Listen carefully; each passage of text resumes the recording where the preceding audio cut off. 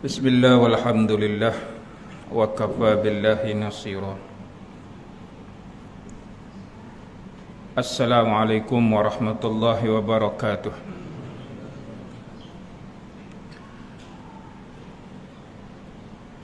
Alhamdulillah ala kulli hal wa kulli ni'matin. Segala puji bagi Allah Ta'ala atas hal keadaan yang Allah permudahkan ke atas kita semua.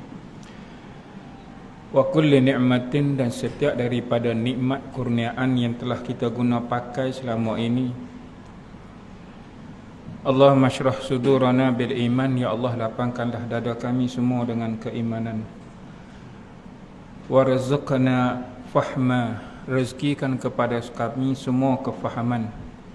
Wazidna ilma, tambahlah kepada kami semua ilmu-ilmu pengetahuan nafi'ah yang memberi manfaat ke atas kami semua. Wa syifaan min kulli da'in, dan kesembuhan atas apa sakit yang kami tanggung ya Allah, zahir dan batin. Waghfir lana, maafkanlah kami semua ya Allah. Fa innahu la yaghfiruz dzunuba illa anta ya arhamar rahimin. Rabbana afrigh alaina sabran, ya Allah, limpahkanlah ke atas kami sifat-sifat sabar. Wasabbit aqdamana, dan teguhkanlah pendirian kami. Wansurna alal qaumil kafirin, dan menangkanlah kami semua ya Allah atas segala golongan yang memusuhi kami. Wa sallallahu ala sayyidina Muhammad walhamdulillahi rabbil alamin. Amma ba'du. Allahumma hdi qalbi sadaqah. Hadirin semua yang dikasihi Allah Ta'ala, sihat semua? Alhamdulillah, semua alhamdulillah. Baik, InsyaAllah perbincangan kita malam ini, setelah kita bincang asas-asas untuk beralih kecintaan Allah Azza wa Jalla, maka sifat sabar adalah satu daripada kecintaan Allah Ta'ala yang diisytiharkan khusus oleh Allah. Bermaksud sesiapa sahaja, saya dan semua sekali, dia membentuk karakter dia dengan kesabaran yang baik mengikut standard Allah dan Rasul, maka dia mendapat kecintaan Allah. Jadi bincang tentang sabar adalah bincang tentang diri hadirin.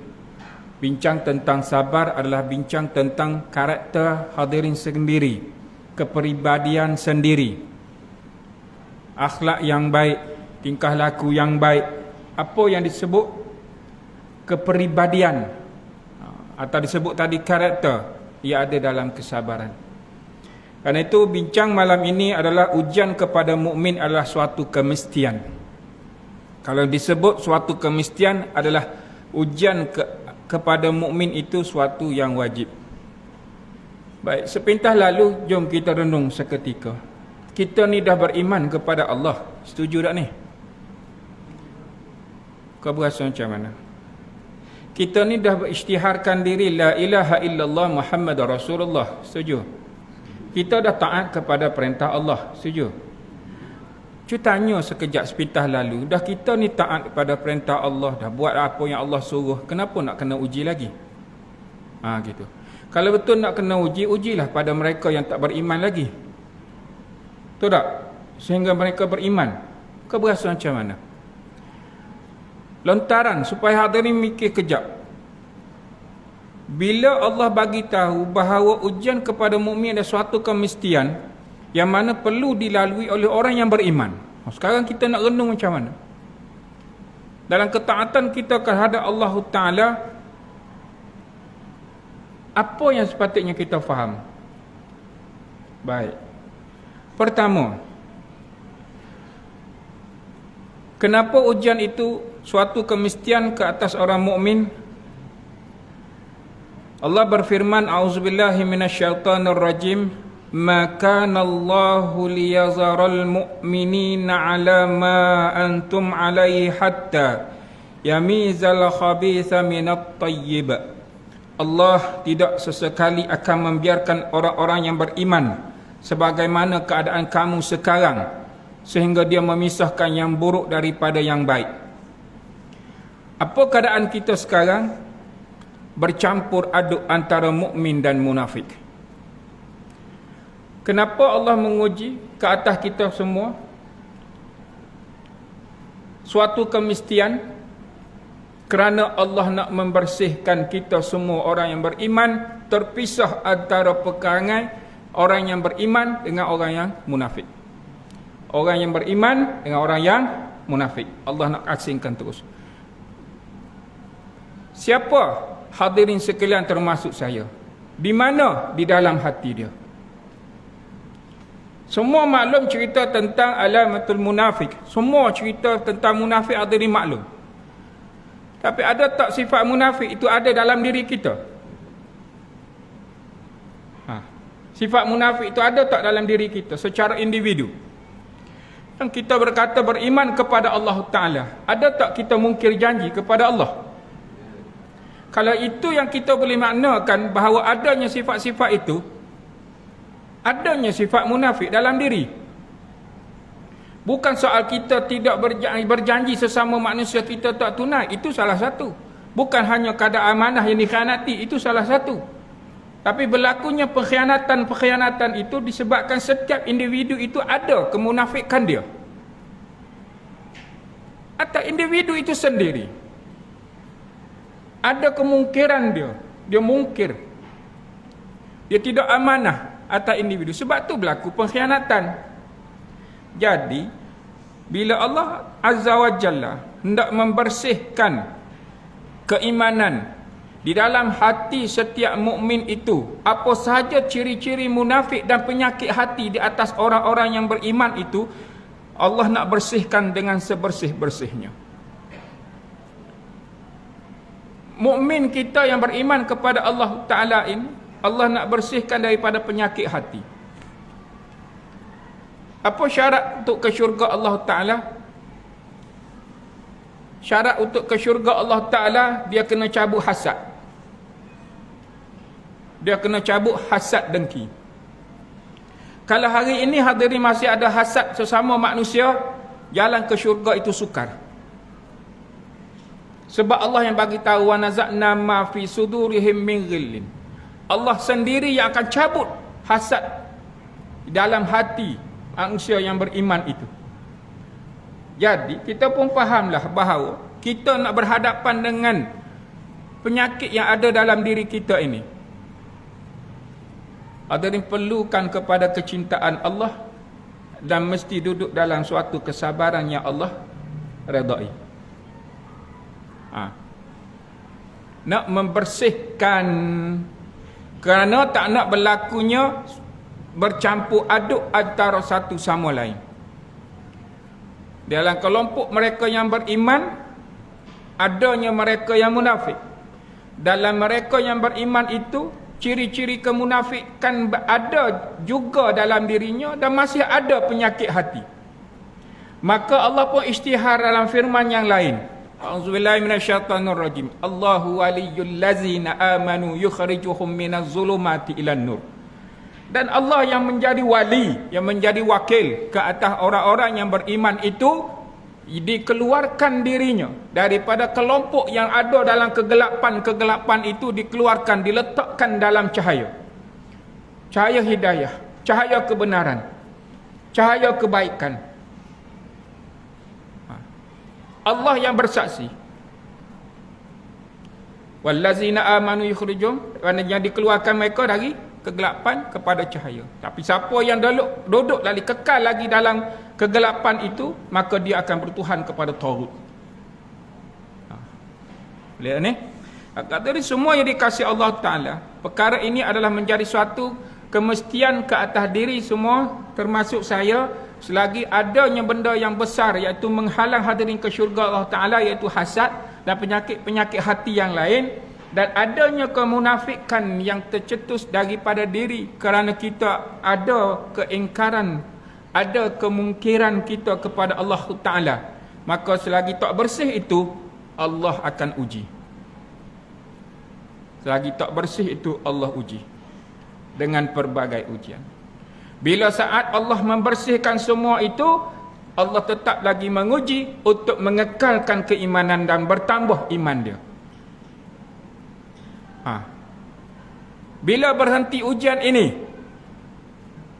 mati. Berhentilah ujian ni. Ujian dunia berhenti. Hak berhadap pula dengan alam akhirat. Betul tak ni? Maka hadirin, dalam selama saya membawa modul ini, perbincangan tajuk ini, baru ni buat seminar, kemudian buat dekat SIAS dengan pegawai SIAS. Ada di antara dalam program seminar yang bertanya, nak bincang tentang sabar ni kenapa? Dilontarkan. Kenapa nak bincang tentang sabar? Kan kita ni dah ada sabar. Nak bincang buat apa lagi? Hadirin setuju tak ni? Semua sekali setuju tak tak payah bincang lah pasal sabar ni? Kan kita dah ada sabarnya.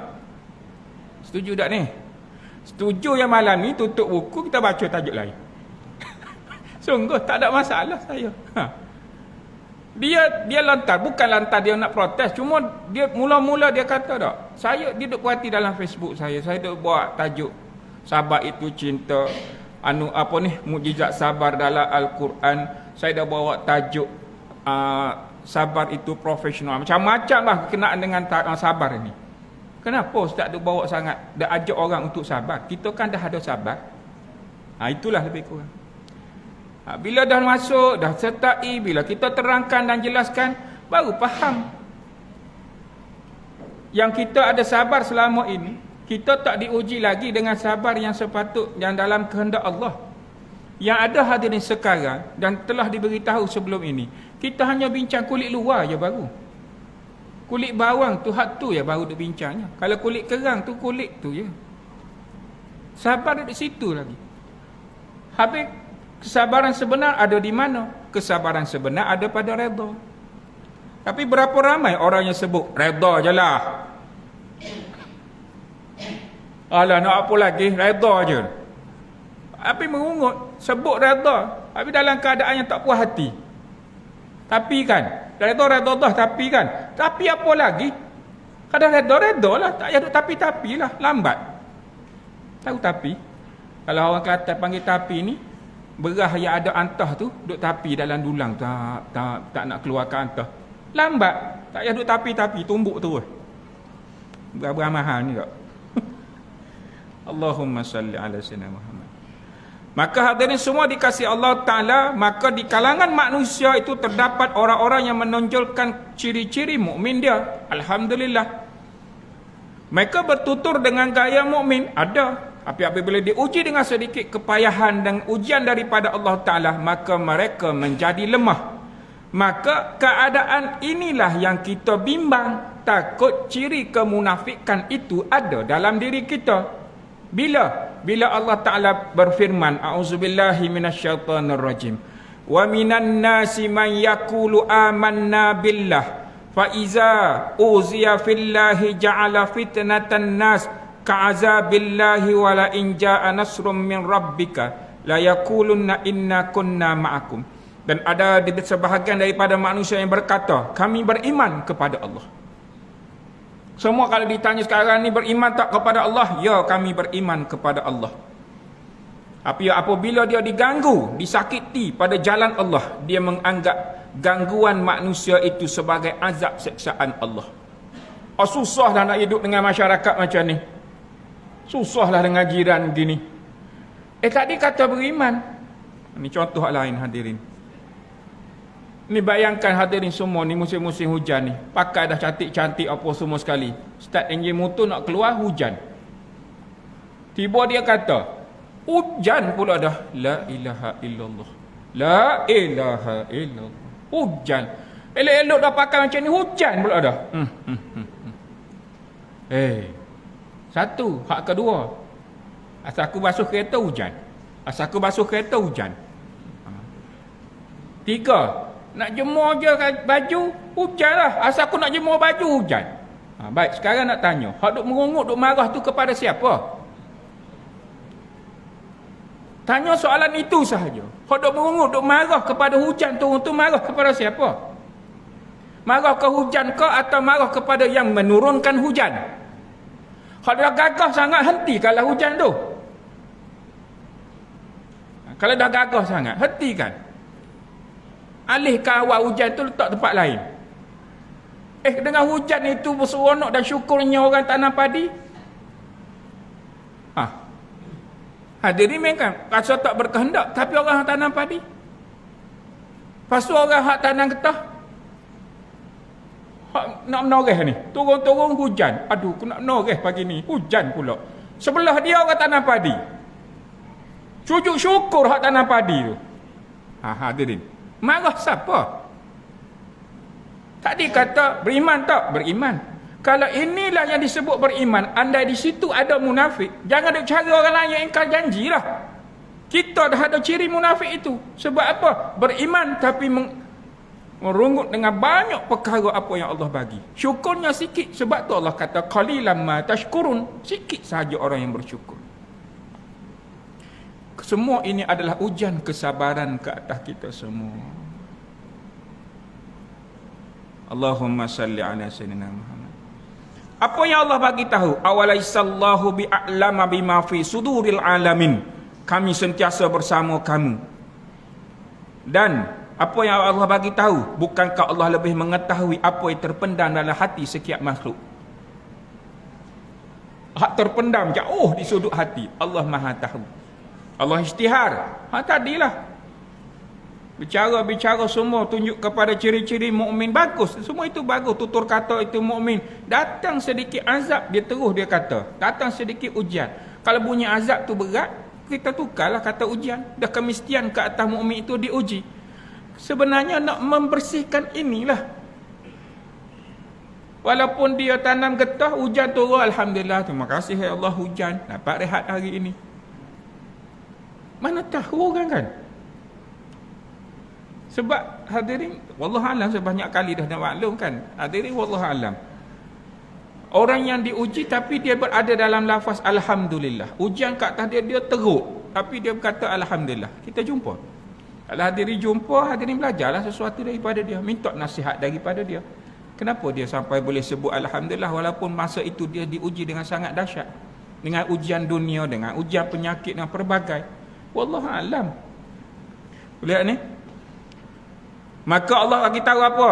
Wala ya'lamannallahu allazina amanu wala ya'lamannal munafiqin. Dan sesungguhnya Allah mengetahui orang-orang yang beriman dan dia mengetahui orang-orang siapa yang munafik.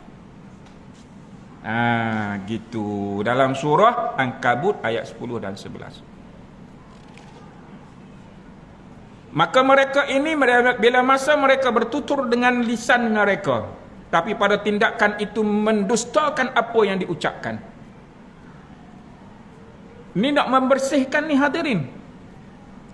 Ujian kesabaran ke atas mukmin, nak ulang lagi sekali untuk membersihkan apa yang terpendam dalam hati. Kemudian apa yang dia lafaz itu mesti menepati dengan apa yang dia lafazkan. Sekiranya bercanggah daripada apa yang dia lafazkan dengan apa yang dia buat, maka ada benda yang tak bersih lagi. Kan kemanisan iman itu dapat dinikmati bila mana hadirin tidak mensyirikkan Allah. Kemudian dia berhati-hati dalam perkara makruh dan syubhah. Dia beringat perkara haram yang beriman jelas. Yang beriman. Sebab itu bila sebut Islam, dia diiringi dengan beriman. Berapa ramai yang Islam tapi tidak beriman. Berapa ramai yang berbicara saat dia buka tudung, dia kata ini diriku dengan Allah Ta'ala, aku tahulah nak berurusan macam mana. Saya buka ini saya tahu dan Allah pun Maha tahu. Pandai cakap. Tapi kenapa membuka dengan sengaja dan dipamerkan dan menunggu komen? Ada yang mencerca, ada yang mendoakan supaya kembali mendapat hidayah.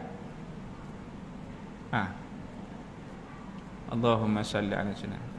Maka perkara ini sehinggalah hadirin semua dapat dibersihkan dengan sebaik mungkin. Maka keadaan ini kembali kepada saya dan hadirin semua, bagaimana nak bersabar melalui ujian ini.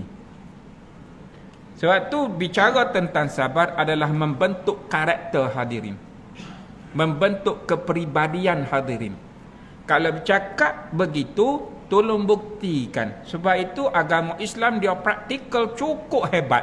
Bila kamu kata asyhadu alla ilaha illallah wa anna muhammadur rasulullah, aqimus solah. Tunjuklah yang kamu memang mendirikan solat yang sempurna, solat yang diterima Allah Taala. Berapa ramai yang solat tapi dicerca, diherdik Allah Taala. Bagaimana rupa Allah herdik? Fawailul lil musallin. Celaka kamu dengan solat kamu itu sendiri. Kenapa? Dah tahu dah, nampak papan punggung belakang bagi orang lelaki waktu rukuk dan sujud. Jelas-jelas dah nampak, habis separuh, cuma tak rondeh je seluar. Diteruskan solat juga. Bukankah itu dicerca Allah Ta'ala? Kamu solat bagus dah, tapi kenapa mengundang kemurkaan Allah? Diteruskan dalam keadaan kejahilan itu sendiri. Tertolak. Orang perempuan wallahualam lah, sebab kita tahu selama mana dia menjaga ni, duduk di anak-anak rambut dijaga dengan sebaik mungkin. Lihat ni, sekarang ni ketara orang lelaki hadirin. Orang lelaki hok duk mari solat fardu ke, mari solat Jumaat ke, hok mari dengan pakaian kerja. Kita nak tegur buat muka. Kan dia ada body language, dia panggil body language. Kita nak tegur kan dia buat muka. Dia tak cakap jangan tegur, tapi dia buat muka tu seolah kan jangan masuk dekat. Seolah gitulah. Jangan tegur lah, suka hati aku lah. Solat macam mana pun, seolah tak sebut je. Sebab ada hamba Allah Ta'ala, dia selalu pergi ke masjid. Setiap kali datang, orang kuliah ke, orang tak ada kuliah ke, dia tak hirau. Yang dia tahu, dia ambil buku-buku yang ada dekat rak ni, dia susun dalam 3-4 biji. Apa benda yang dia rasa berminat dengan catatan tu, dia tulis dalam nota dia. Dia tulis-tulis. Saya ni berasa sukalah tengok orang begitu kan. Marilah berasa nak pergi tegur, nak bertanya khabar, tulis apa ilmu yang dapat. Dia tengok, dia pun tulis balik. Dia tengok, dia pun tulis. Dengan bahasa yang kacau, aku dengan menulis. Soalnya gitulah. Sebab selama dia ada, dan selama dia dengan cara itu, hanya boleh senyum sahaja. Nampak saya senyum sebab nak sangat. Tapi selama itulah tak dapat masuk dekat, kerana dia memang declare sungguh jangan ganggu dia dengan bahasa yang tidak disebut, tapi gaya bahasa badan dia. Hadirin semua yang dikasihi Allah Ta'ala. Baik, Allah Ta'ala berfirman, a'udzubillahi minasyaitonirrajim, wa minan nasi man ya'budullaha ala harf fa in asabahu khairun itma'anna bih wa in asabatuhu fitnatun qalaba ala wajhihi khasirat dunya wal akhirah zalika huwal khusranul mubin. Dan ada di antara manusia yang menyembah Allah dengan sikap dan pendirian yang tidak tetap. Ianya sekiranya beroleh kebaikan, senang hatinya dengan keadaan itu, dan sekiranya dia ditimpa fitnah kesusahan, dia akan kembali kepada kufur. Dia rugi dunia dan akhirat, dan dia ternyata dalam kerugian yang nyata. Tadilah tegur tadilah. Beribadah kepada Allah Ta'ala dengan tiada pendirian yang tetap. Solat. Qamu kusala, dalam keadaan dia malas. Alah, solat kau? Solat, buat. Hadirin, jangan sentap tau. Jangan pula kecil hati.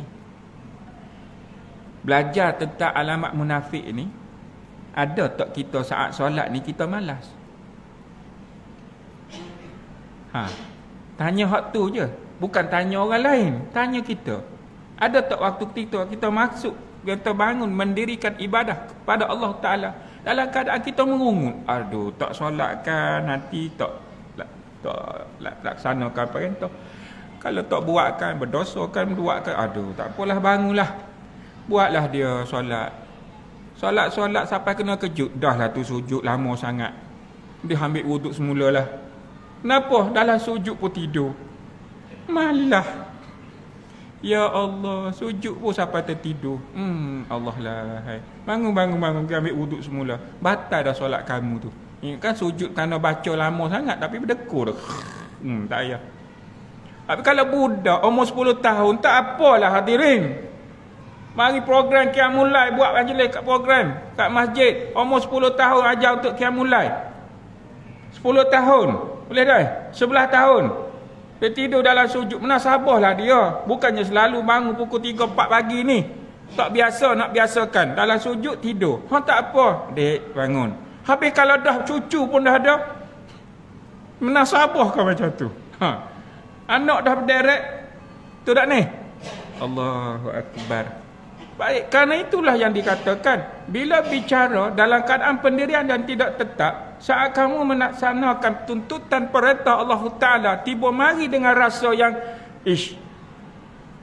tidakkah ada ciri-ciri munafik ke atas diri kehadap Allah Ta'ala?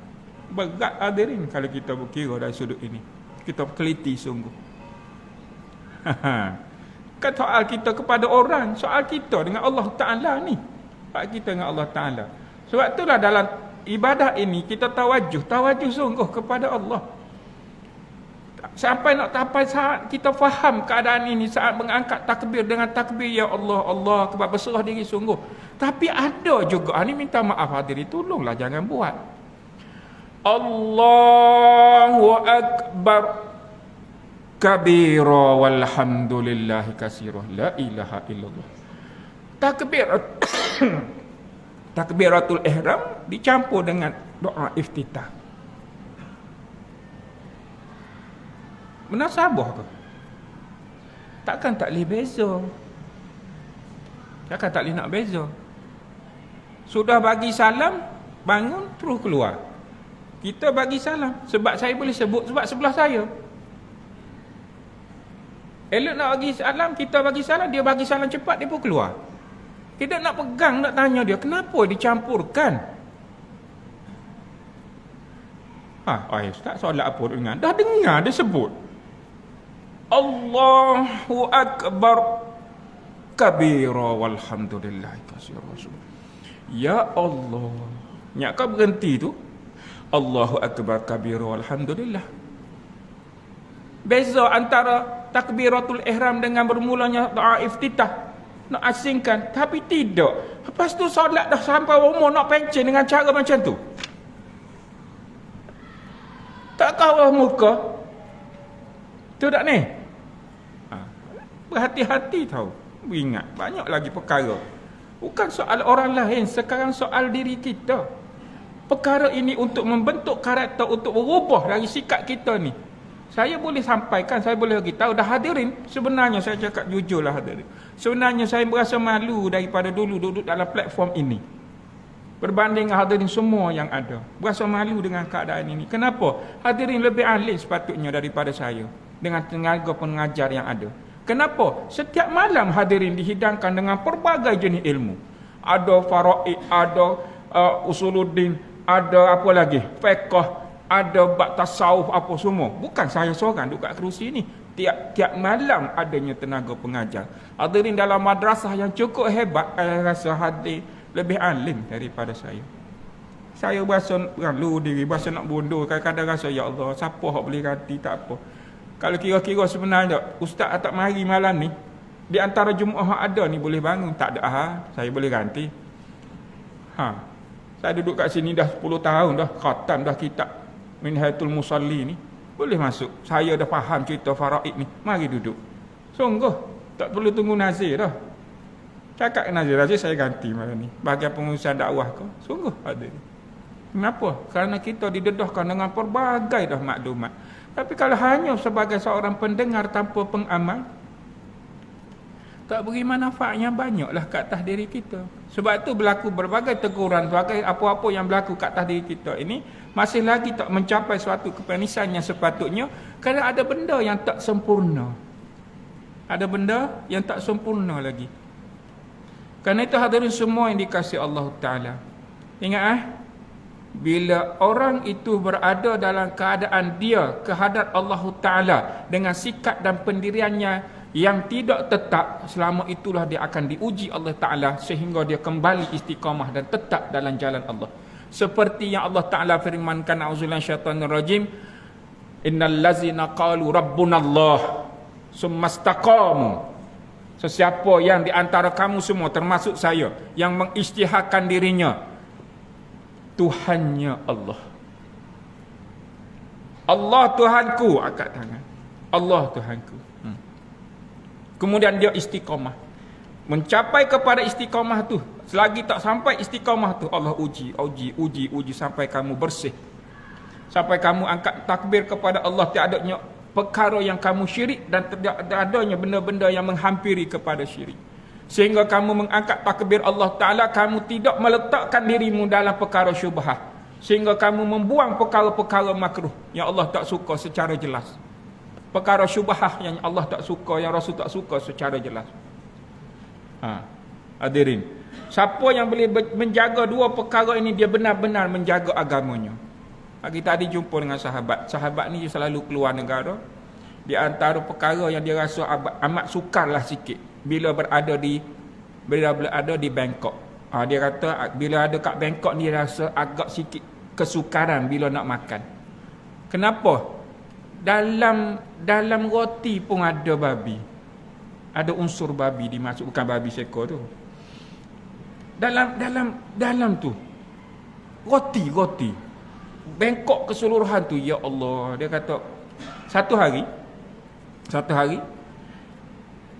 telur rebus ni kata paling selamat dah lah kan. Telur rebus paling selamat dah dia rasa. Dipotong separuh, diletak macam bawang goreng atas telur rebus kan. Ya, atas telur kuning tu macam bawang goreng. Ambil, dia nampak okey dah ni. Dia duduk berhati tengok rasa nampak dah okey dah ni. Makan. Elok dah makan, tak dah sempat telan. Ada hak perasan. Bos. Jangan. Kenapa tu? Tu hak bawang goreng tu babi tu ada campuran. Oh, ya Allah. Sampai gitu sekali, Allah keluar. Dia pun tanya saya. Kenapa? Dia tanya ni sebab dia kata dengar dulu dalam YouTube. Ada seorang yang disebut, yang dipanggil ustaz, siapa yang sampai tahap begini, dia kena kumur dengan air tanah. Ya Allah. Kena sertu mulut, kena kumur dengan air tanah 7 kali. Ya Allah. Wallahu alam lah hadirin, saya pun risau yang nak menjawab kau-kau ni. Cuma setakat belajar kata tak ada lah pernah jumpa nak kata tertelan benda haram itu kena minum dengan air, kumur dengan air tanah. Ya Allah. Hadirin ingat benda ni nampak macam gini kan. Tapi bayangkan ada orang kereta dia dilanggar oleh anjing atau dikencing oleh anjing. Dia pun kata tahu kena buat dengan air tanah tak? Hadirin bayangkan tanah tu yang campur dengan pasir dengan batu kerikil itu disimbah pada kereta. Ya Allah. Macam mana dengan cat kereta tu? Bersilang-silang. Dah kata air tanah, dia pun straight lah dengan air tanah. Tanyalah sikit. Jangan duk tunjuk sangat tak cerdik tu. Tanyalah sikit, kan? Dengan air tanah dengan pasir-pasir sekali. La ilah. Hak ni bayangkan pula nak kumur dengan air tanah. Menasabah. Ini hadirin, ya Allah, ini keadaan-keadaan semasa berlaku. Seorang ni pula dia ada program di luar negara. Dia buat program tukaran pelajar. Sudah siap makan, mari penyelia yang telah dipesan supaya hidangkan kepada delegasi daripada Malaysia ini, kena jelas halal dan haram.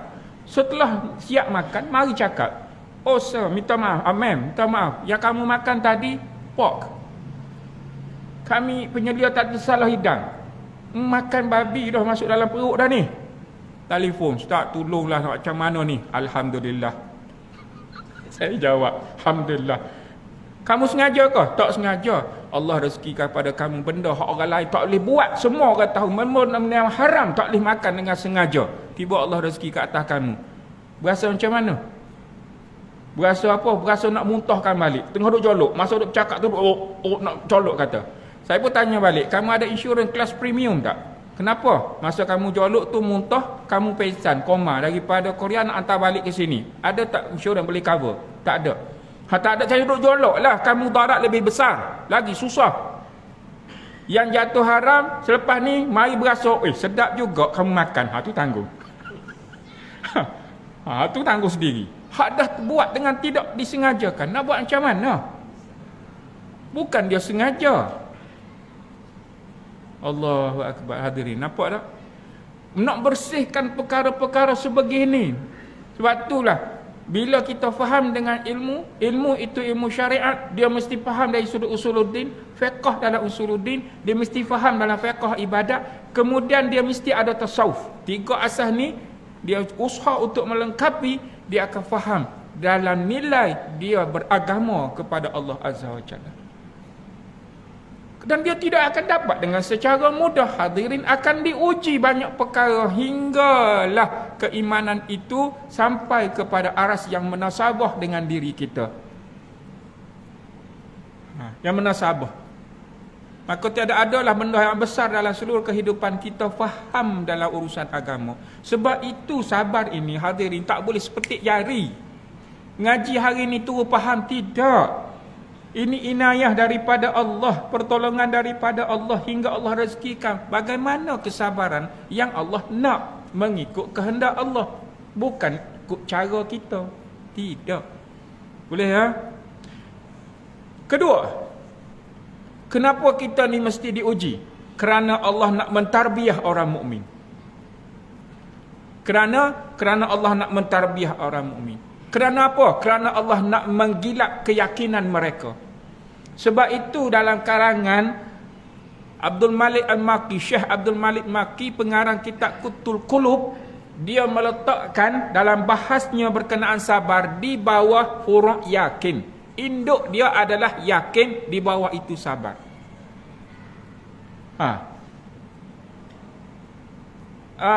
Imam Ghazali susunan dia sabar dan syukur. Syekh Dr. Yusuf Qaradawi susunannya berbeza, cara lain pula. Tapi masih lagi membicarakan tentang sabar. Bahasnya berbeza pula. Tapi kalau Syekh Abdul Malik Maki meletakkan sabar ini di bawah kata apa? Huruf induk dia yakin. Maka orang yang punya keyakinan yang jazam, yakin yang putus, tiada ada yang disembah melainkan Allah, tak ada dah selepas itu, maka disitulah akan bermulanya keyakinan itu, dan bermulanya dia membangunkan potensi menjadi orang yang sabar, kerana bertahan untuk menyatakan tiada Tuhan yang disembah melainkan Allah. Dia yakin dan mesti sabar dalam mempertahankan keyakinan itu. Begitu. Sebab itu orang mukmin diuji kerana dia nak mentarbiah. Selagi mana hadirin mendapat tarbiyah Allah Ta'ala, di situlah dia akan belajar dan terus belajar untuk mendapat kefahaman, kesabaran yang sebenarnya dalam kehendak Allah Ta'ala. Selagi mana ada lagi was-was dia dengan Allah Ta'ala, kalau aku berhenti kerja, siapa nak bagi makan? Dia masih lagi tidak yakin rezeki yang Allah tentukan. Gitu. Isyak dah kan? Maka dari itu ialah kita jumpalah bulan depan pula, insya-Allah. Gitu pada ada urusan sikit. Minta maaf kadar itu ya. Boleh tak? Allah, saya tak marah ni, sayang semua. Allahu akbar. Barakallahu fikum jami'ah. Assalamualaikum warahmatullahi taala wabarakatuh.